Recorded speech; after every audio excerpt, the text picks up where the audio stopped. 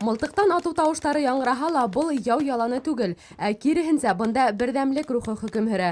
Өфөнең биатлон стадионда «Минең коллектив, минең еңү» дигән турнир үтте. Һәр коллективта кешеләр бердәм булырга тиештәр. Спортта ла, эш эшләгәндә лә, ашашаганда ла дигәндә инде һәрберләрен поддерживать итеп, ярдәм итеп бер-беренә күтәреп, шуның өчен шулай дип атарга туры килде.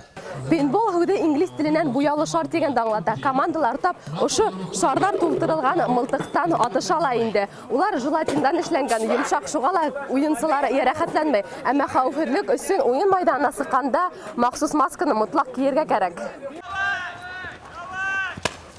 Ярышта 10 команда катнаша. Уларның күбеһе маркер дип аталган мылтыкты ла кулына тәүгә ала. Әмма араһында сәпкә оста атусы, биатлон буенча 3 тапкыр дөнья чемпионы Максим Чудов та бар. Как многие спрашивают, наверное, тебе как биатлонисту будет намного легче играть.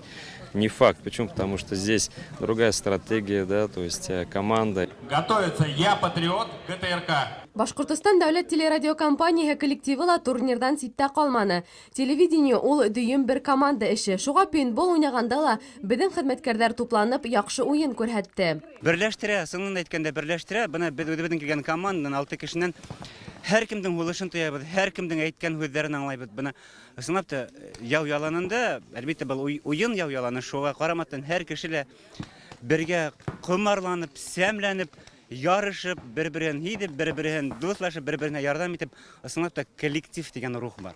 Ысынлап та һуңгы усырда киң таралу ала башлаган пейнтбол уйнаганда тәү сиратта бердәм команда була белергә кирәк. Одному сложно что-то здесь достигнуть.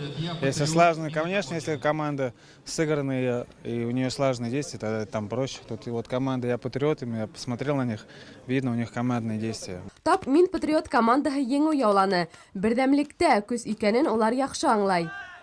Рәлия Зәхибгәрәева, Азамат Әхмәдишин, Хәбәрдар, Башкортстан.